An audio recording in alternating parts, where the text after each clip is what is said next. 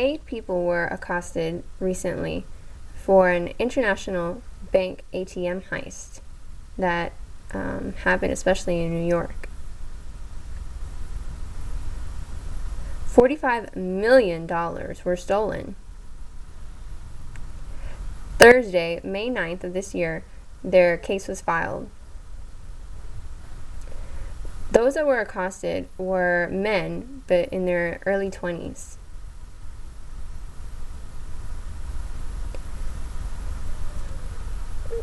They were arrested in Yonkers, New York, just north of Manhattan. An 8th person was also arrested, but was killed in the Dominican Republic, as to what the report says.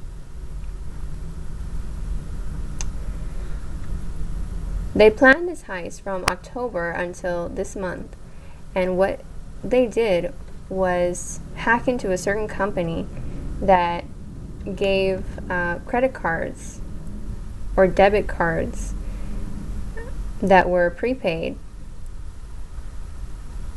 to their customers. They used this company's computers and hacked into them.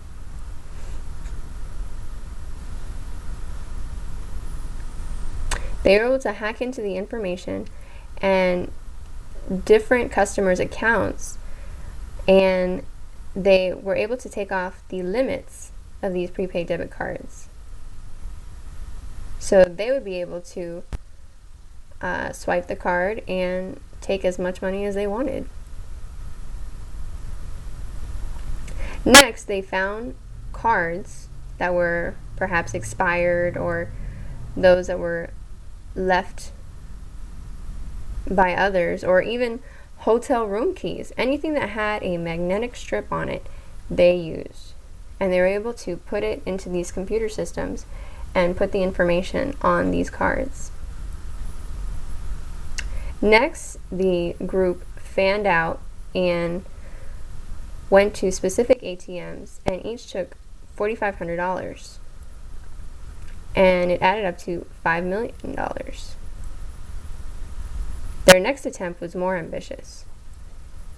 They used the same scheme, using the prepaid debit cards and exchanging the information for the one they needed,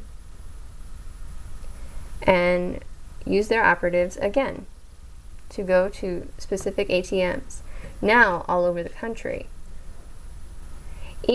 Each team took over $36,000, and altogether accumulated $42 million. Just New York alone, those in New York got $2.4 million.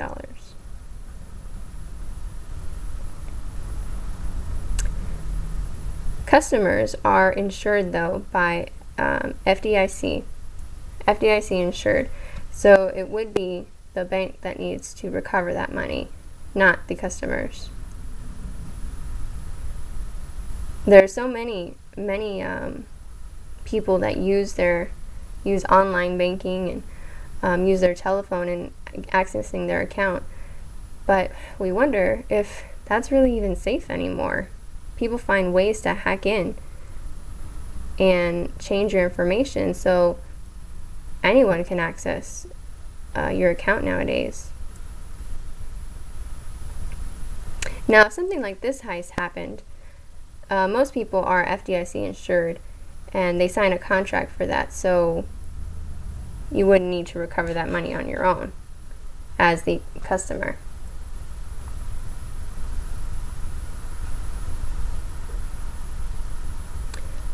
Certain ones that had gotten up to $150,000 deposited into their personal bank account.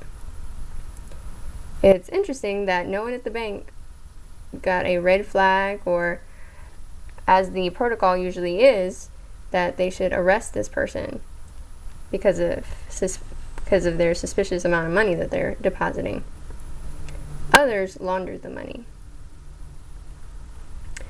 If these perpetrators are found guilty, they have up to 18 years sentence or $150,000 fine per person.